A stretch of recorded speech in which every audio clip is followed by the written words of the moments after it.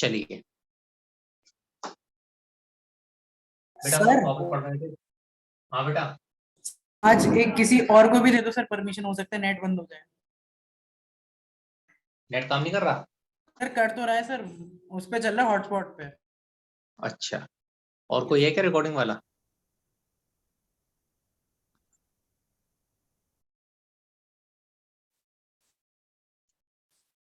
हाँ भाई, और कोई कर सकता है क्या रिकॉर्ड?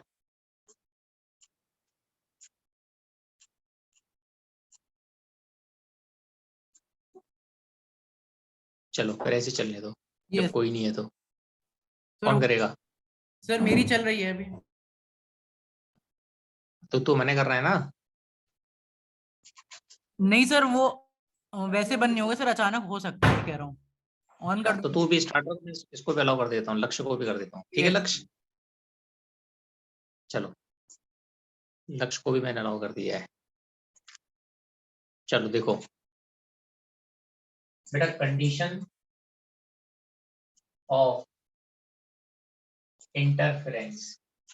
हाँ भाई, कितने प्रकार के इंटरफेरेंस बताएं? 2 प्रकार के। सर 2। एक कंस्ट्रक्टिव, दूसरा डिस्ट्रक्टिव। कंस्ट्रक्टिव इंटरफेरेंस में इंटेंसिटी बढ़ जाती है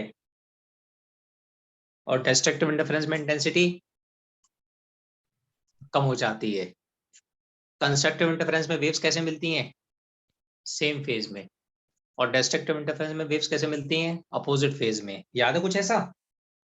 यस सर। Yes sir. ठीक है। अब हम लोगों ने कल पढ़ा था by principle of superposition,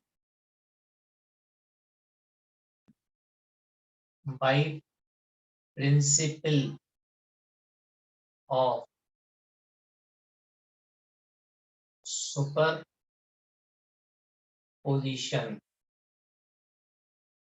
y is equal to y1 plus y2। y is equal to, बेटा y1 की इक्वेशन कितनी बड़ी थी?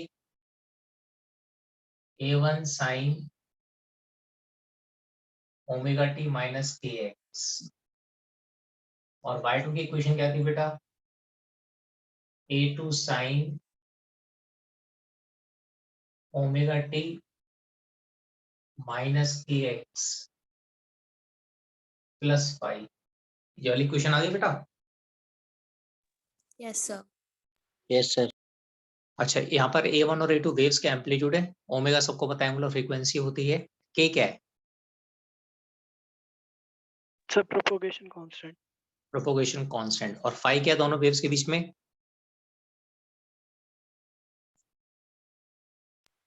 Sir What is phase phi? Difference. Phase difference. Phase difference का मतलब ये है कि एक वेव के मुकाबले दूसरी वेव कितनी आगे है कितनी पीछे है, सिंपल भाषा में। हिंदी में फेज का मतलब है कि in respect to one wave दूसरी वेव कितना फेज एंगल आगे है कितना फेज एंगल पीछे है। ये हमें कौन बताता है बेटा? फाई। तो वेव्स किस फेज में मिलेंगी हमें फाई बताएगा। तो A1 is the amplitude of first wave, A2 is the amplitude of second wave, omega angular frequency, k propagation constant and phi is the phase difference between the waves. इसका मतलब एक wave दूसरी wave के कंपैरेटली कितना phase angle आगे कितना phase angle पीछे। ठीक है बेटा? चलिए अब yes sir. y is equal to, अब इस वाले स्टेप को देखना a1 sin omega T minus के X plus a2 sin omega T minus के एक्स। बायो वालों देखना जरा बेटा, इसको मान लेते हैं a, इसको मान लेते हैं b। तो यहाँ पर साइन a प्लस बी का फॉर्मूला यूज हो रहा है। देख लो पहले साइन ए प्लस बी का formula. Sign A plus B होता है sine A cos B cos A sine B. Bio वाले इस फॉर्मूले को याद कर ले बेटा। Sign A plus B sine A cos B plus cos A sine B. ठीक है, साइन ए कॉस बी। तो साइन ए प्लस बी कितना होता है बेटा? साइन ए प्लस बी होता है sine A plus B sine A cos B plus cos sine. मतलब एंगल्स को इंटरचेंज करना है, यहाँ साइन के साथ ए है तो यहाँ कॉस के साथ ए होगा। यहाँ पर cos b है तो यहाँ पर sin b होगा, तो sin a cos b plus cos a sin, तो a और b को इंटरचेंज कर दिया गया, a एंड b आर इंटरचेंज, तो sin a cos b plus cos a sin, ठीक है। अच्छा, तो इसे मैंने मान लिया a, इसे मान लिया बेटा मैंने, तो देखो यहाँ पर क्या हो जाएगा, a2 sin a cos b plus cos a sin b, देखो ये वाला स्टेप आ गया। Yes sir. ठीक है। ओमेगा टी माइनस के एक्स को मैंने मान लिया a और 5 को मान लिया बेटा मैंने b, क्योंकि साइन a प्लस बी होता है साइन a cos b, फिर प्लस, फिर दोनों को इंटरचेंज कर दो, ठीक है। साइन a cos b तो फिर हो जाएगा साइन b cos है, ऐसे मैंने यहाँ किया, ऐसे मैंने a माना है, ऐसे b माना है, तो sine a cos b plus cos a sin b। अब इसमें से और इसमें से क्या कॉमन आ रहा है, omega T minus x omega T minus x, तो y is equal to sine omega T minus t x, बेटा a1 common, a2 cos 5 common, a2 sin 5 cos omega T minus t x, ये देख लिया, ठीक है।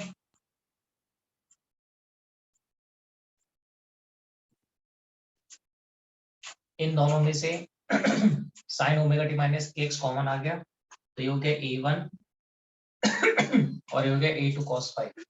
Now let a1 plus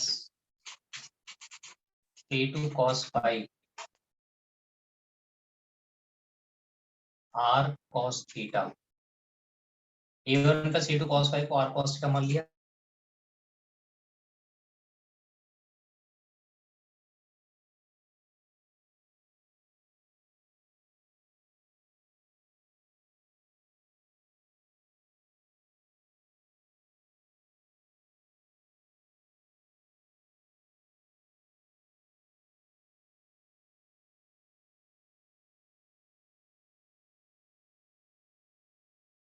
दूसरी wave की equation ये थी, दोनों के वेव्स के बीच में फेज एंगल कितना था 5, मतलब पहली वाली वेव के मुकाबले दूसरी वाली वेव कितनी फेज एंगल आती थी 5, दोनों को ऐड किया प्रिंसिपल ऑफ सुपरपोजिशन के हिसाब से, फिर यहाँ पर sin a प्लस b का फॉर्मूला अप्लाई कर दिया, यहाँ से sin ओमेगा टी माइनस के एक्स कॉमन आ रहा है, तो a1 प्लस a2 cos 5 आ गया। अब मैंने यहाँ पर a1 प्लस a2 cos 5 को r cos थीटा मान लिया, a2 sin 5 को क्या मान लिया r sin थीटा। a1 क्या है amplitude of first wave, a2 क्या है amplitude of second wave, amplitude of first wave, amplitude of second wave, amplitude of the resultant wave, ठीक है। पाई आपको फेज एंगल पता है। अच्छा थीटा यहाँ पर कोई भी कांस्टेंट है, आप यहाँ पर थीटा की कोई इंपॉर्टेंस नहीं है, आप लोग यहाँ पर theta pi Sai alpha beta gamma कुछ भी मान सकते हो, ठीक है। अब वो squaring first and second equation, squaring first and second equation and add, squaring first and second equation and add, squaring first and second equation and add, first और सेकंड इक्वेशन को स्क्वायर करवा के ऐड कीजिए आप, जब आप first और second equation को स्क्वायर करवा के ऐड करोगे तो देखो क्या आएगा बेटा, यहाँ पर a1 प्लस a2 cos 5 का स्क्वायर प्लस a2 sin 5 का square r square cos square theta sin square theta, ये वाला स्टेप आ गया बेटा। Yes, sir. फर्स्ट और सेकंड वाली इक्वेशन को स्क्वायर करके ऐड कर दिया, अब ये कितना हो जाएगा आर स्क्वायर हो जाएगा। R अच्छा ये A square sine square five, यहाँ पर भी एक शब्द आएगा A square cos square five, तो ये हो जाएगा A one square a1 square plus a2 square. A two square plus sir 2a1 a2 cos theta.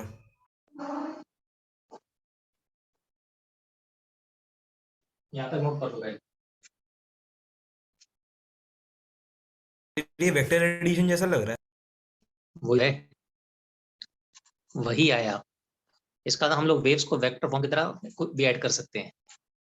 तो आपको लिखवाया भी तो यही है, when two or more waves meet then the resultant Observation displacement दिए। is equal to, हाँ, resultant displacement is equal to vectors, हम यही तो लिखवाया है। सर याद है।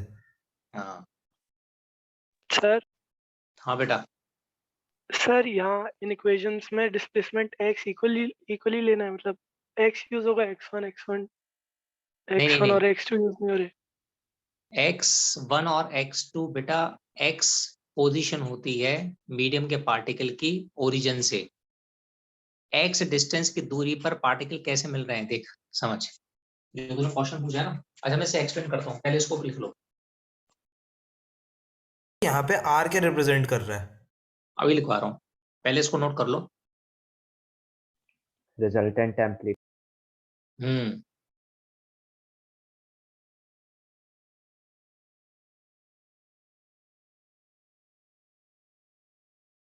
R आ जाएगा root of a1 square a2 square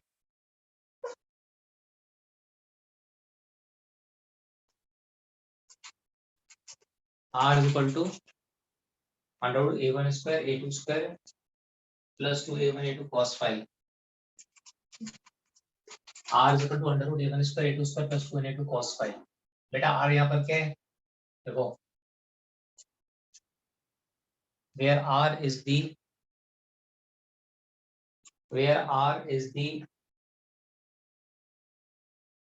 amplitude of the resultant wave. R is the amplitude of the resultant wave. R is the amplitude of the resultant wave. अब तुम कहोगे सर रिजल्टेंट वेव कौन सी, देखिए पहले ऐसा figure बनाया था बेटा, एक वेव यहाँ से आई थी और दूसरी वेव यहाँ से, या फिर ऐसे समझ लो एक वेव ये थी बेटा, दूसरी वेव ये थी, इनके मिलने से जो रिजल्टेंट वेव बनी है ये डॉटेड लाइन वाली, इस रिजल्टेंट वेव का एम्पलीट्यूड R है, ठीक है, समझ में आ गया। Yes, sir. अच्छा जरूरी नहीं कि वेव हमेशा ऐसे ही मिले, ये तो हमने मान लिया था वेव ऐसे मिलेगी, कभी कभी आपकी वेव ऐसी भी तो मिल सकती है, देखो जैसे ये है और दूसरी वेव ऐसी भी तो मिल सकती है।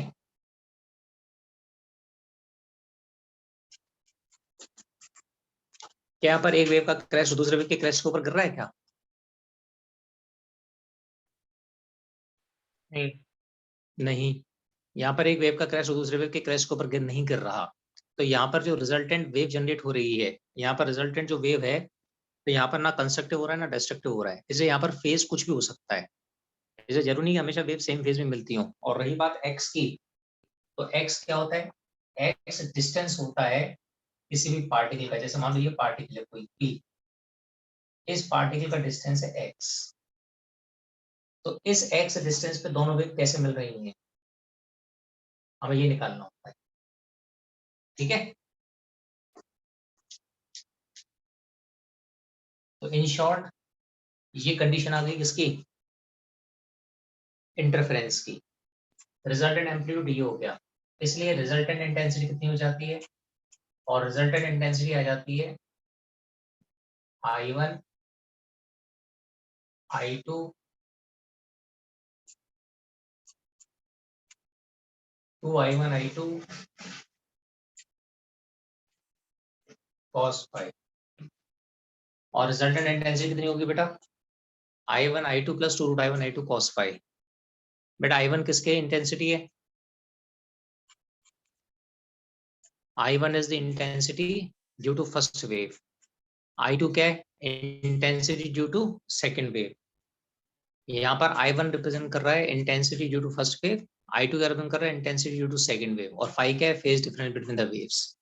दो वेव्स जब मिलती हैं तो किसी भी पॉइंट पर इंटेंसिटी हम इस वाले फॉर्मूले से कैलकुलेट करते हैं। इतना आ गया? Yes sir. यस अब देखो, अब कंस्ट्रक्टिव इंटरफेरेंस क्या होता है? कंस्ट्रक्टिव इंटरफेरेंस, हाँ भाई, कंस्ट्रक्टिव इंटरफेरेंस का मतलब जहां पर इंटेंसिटी मैक्सिमम हो। ज्यादा हो कम हो? बढ़ रही हूँ। ज्यादा कंस्ट्रक्टिव इंटरफेरेंस का मतलब है जहां पर इंटेंसिटी ज्यादा हो, और इंटेंसिटी ज्यादा कब होगी? जब cos phi की वैल्यू कॉस की वैल्यू मैक्सिमम हो। मैक्सिमम हो। तो for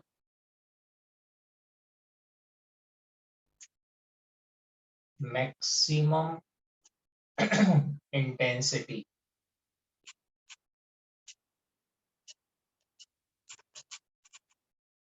cos phi must be 1। for maximum intensity cos phi must be 1। Maximum intensity के लिए cos phi की वैल्यू क्या होनी चाहिए? 1। So for maximum intensity cos phi is equal to 1। Maximum intensity के लिए cos phi की वैल्यू 1 होनी चाहिए। कितनी होनी चाहिए बेटा? 1। So for maximum intensity cos phi must be equal to 1, क्योंकि cos phi की मैक्सिमम वैल्यू 1 होती है, और cos phi की वैल्यू 1 का मतलब क्या है? phi equals to 0। cos phi is तो इक्वल टू 180 या 0। 0। इसका मतलब phi कितना आना चाहिए? 0 डिग्री 2 पाई 4 पाई 6 पाई एक्सेट्रा। इसका तो फेज एंगल क्या आना चाहिए? 4 4 पाई याद कर ले, बस पूरा चैप्टर खत्म हो जाएगा 4 पाई से। 4 पाई समझता है ना? यस सर 4 पाई 4 पाई 4 पाई याद कर ले, पूरा चैप्टर खत्म। एन क्या होना चाहिए? 0 1 2 3 एक्सेट्रा। इसका तो मैक्सिमम इंटेंसिटी फेज एंगल क्या होना चाहिए? 1 मल्टीपल ऑफ पाई। पाई लिखो।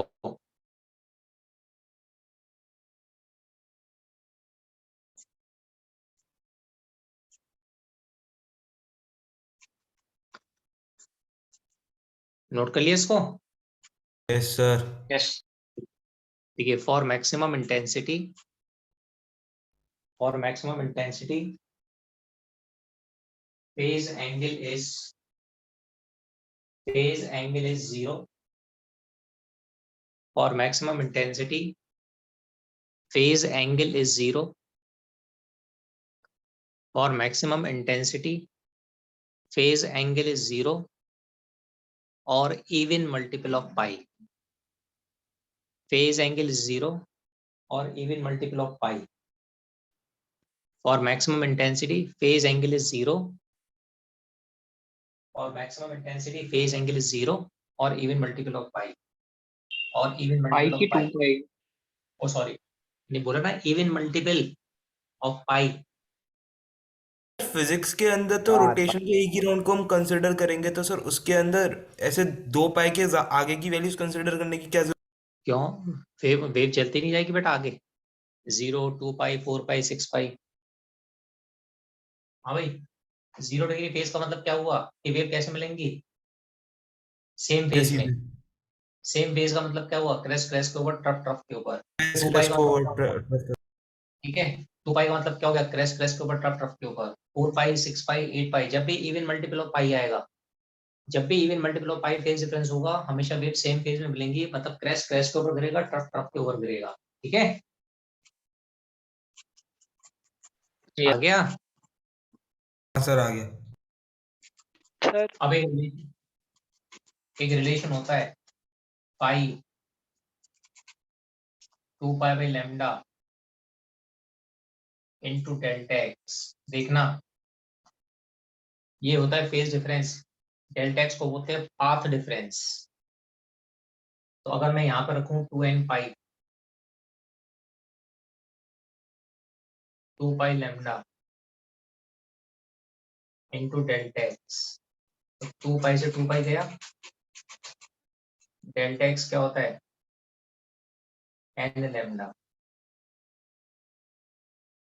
इसका मतलब पार्ट डिफरेंस क्या हो सकता है 0 लैम्डा 2 लैम्डा एक्सेट्रा।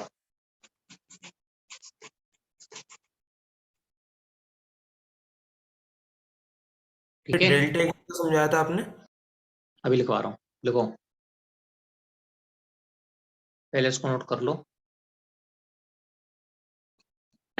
लिखिए, फॉर मैक्सिमम इंटेंसिटी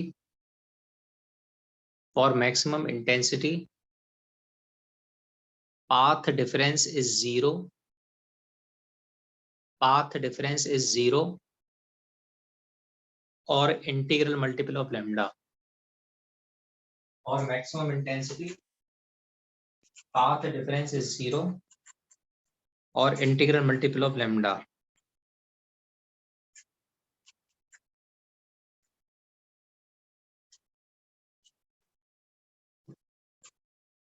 ठीक है, path difference is 0 और integral multiple of lambda।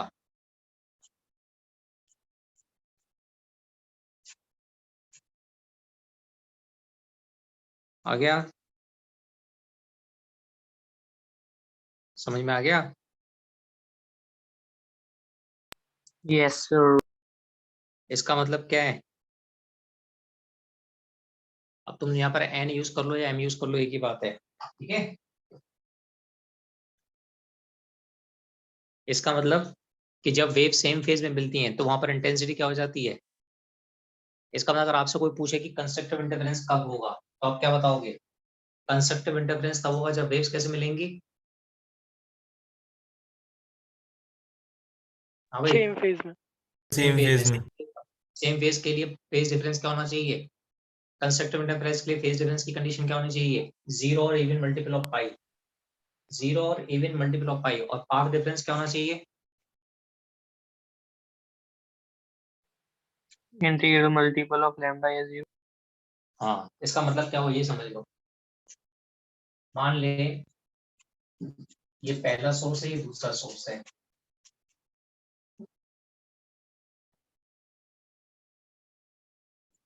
ये सोर्स S1 है, ये सोर्स S2 है, ये O पॉइंट है, ये P पॉइंट है।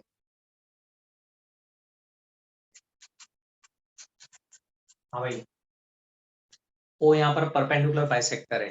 तो ये बताओ S1O और S2O कौन सा डिस्टेंस बड़ा है, S1O बड़ा है या S2O बड़ा है, अगर वो परपेंडिकुलर बाइसेक्टर है।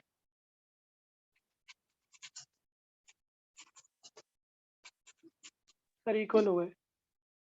अगर वो परपेंडिकुलर बाइसेक्टर है तो S1O डिस्टेंस ज्यादा हुआ, S2O डिस्टेंस ज्यादा हुआ।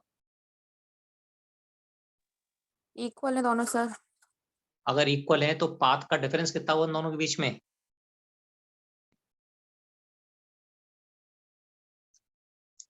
अगर बेटा S1O और S2O डिस्टेंस बराबर हुए तो पाथ डिफरेंस क्या हुआ 0। 0। और अगर पाथ डिफरेंस 0 है तो पाथ डिफरेंस 0, पाथ डिफरेंस 0 किसकी कंडीशन हो गई। Constructive constructive constructive interference. Interference. इसका मतलब यहाँ पर साउंड की इंटेंसिटी कंस्ट्रक्टिव है। मैक्सिमम। इसका मतलब यहाँ पर लाइट की इंटेंसिटी मैक्सिमम। मैक्सिमम। समझ गए। चलो मान लो यहाँ पर पाथ डिफरेंस लैम्डा आया, क्या आया लैम्डा। ये वाली वेव यहाँ से पहुंची, ये वाली वेव यहाँ से पहुंची, दोनों वेव्स के बीच में पाथ डिफरेंस लैम्डा आया। अगर दोनों वेव्स के बीच में पाथ का डिफरेंस लैम्डा तो फिर यहाँ पर साउंड की इंटेंसिटी क्या हो जाएगी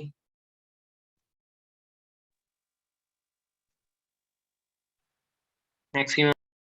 मैक्सिमम। तो जिस पॉइंट के लिए path difference lambda 2 lambda 3 lambda होगा, इंटीग्रल मल्टीपल ऑफ लैम्डा होगा, वहां पर साउंड की इंटेंसिटी मैक्सिमम। देखो यहाँ पर पार्ट डिफरेंस 0, इंटेंसिटी मैक्सिमम। यहाँ के लिए path difference lambda, intensity maximum. यहाँ के लिए path difference 2 lambda, intensity maximum. यहाँ के लिए path difference lambda 3 lambda, intensity maximum. तो स्क्रीन पर स्पेस में जिस वेव्स के बीच में path difference integral multiple of lambda आएगा, वहां पर इंटेंसिटी साउंड की क्या हो जाएगी, मैक्सिमम। आ गया? आ गया Yes, बच्चों? Yes sir. इसका मतलब जहां जहां पर कंस्ट्रक्टिव इंटरफेरेंस होता है, वहां पर साउंड की इंटेंसिटी क्या हो जाती है, मैक्सिमम, या लाइट की इंटेंसिटी क्या हो जाती है, मैक्सिमम। और कंस्ट्रक्टिव इंटरफेरेंस के लिए हमें क्या याद रखना है कि फेज एंगल होना चाहिए इवन मल्टीपल ऑफ पाई, और पार्ट डिफरेंस क्या होना चाहिए, इंटीग्रल मल्टीपल ऑफ लैम्डा। ठीक है, आ गया? Yes. Yes sir.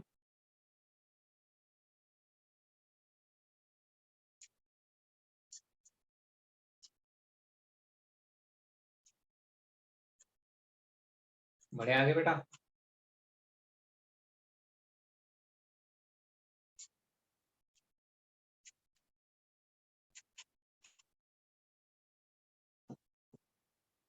चलो देखो, अब एक कंस्ट्रक्टिव इंटरफेरेंस पे इंटेंसिटी मैक्सिमम होती है, मिनिमम होती है? मैक्सिमम। maximum. तो वहां पर एम्पलीट्यूड क्या हो जाएगा, 4।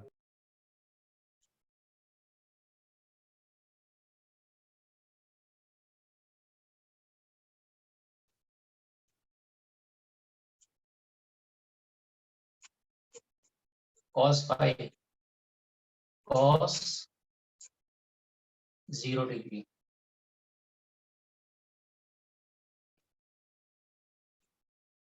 A1 plus A2। तो R मैक्सिमम कितना हो जाएगा, A1 प्लस A2।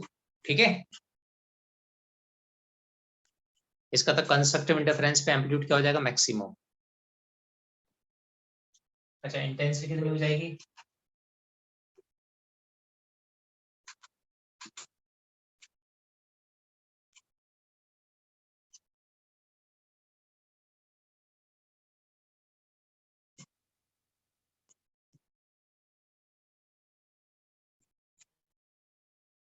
इसे कैसे लिख सकते हैं,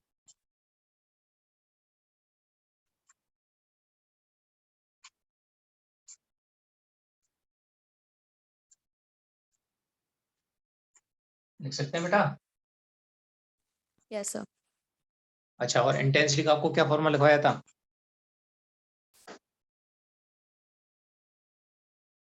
E स्क्वायर लिखवाया था।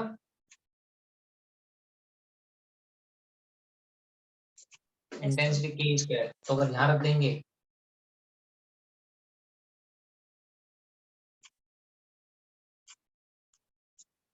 ये सारी कंडीशन किसकी है, कंस्ट्रक्टिव इंटरफेरेंस।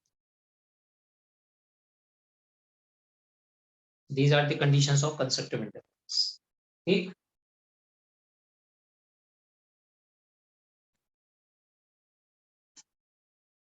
इतना आगे समझ में? Yes, sir. लिखो, हेडिंग लिखिए, डिस्ट्रक्टिव इंटरफेरेंस। Destructive interference. हाँ भाई, डिस्ट्रक्टिव इंटरफेरेंस पे इंटेंसिटी क्या होती है, मैक्सिमम या मिनिमम? मिनिमम। Minimum. तो मिनिमम का मतलब क्या होगा, मिनिमम का मतलब सबसे cos कम। थीटा की Zero. वैल्यू -1 -1। डिस्ट्रक्टिव इंटरफेरेंस,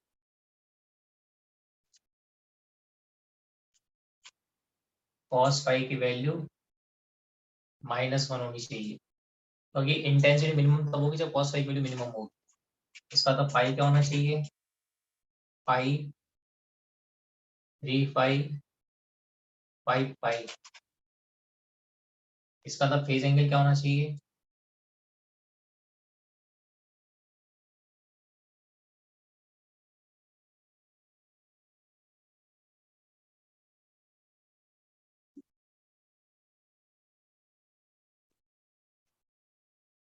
देखो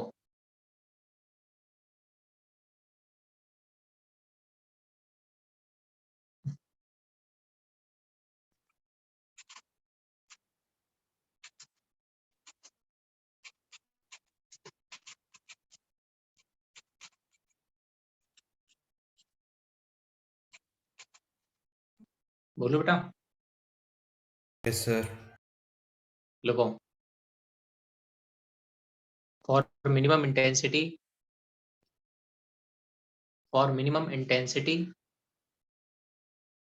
phase difference must be for minimum intensity phase difference must be for minimum intensity phase difference must be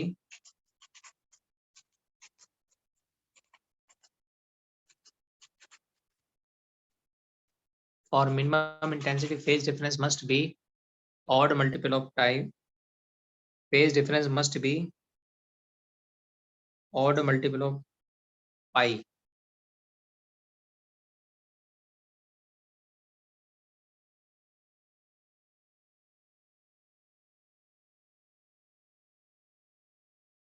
For destructive interference phase difference must be odd multiple of pi.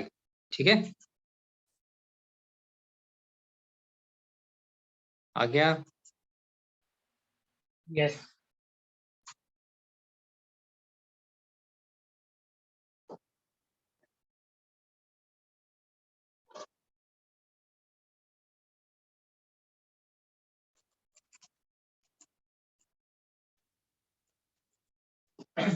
तो for destructive interference phase difference must be odd multiple of pi. अच्छा, path difference क्या होगा? ऐसे ही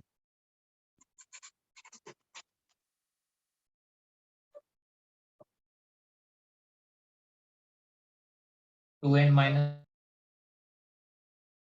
3 lambda by 2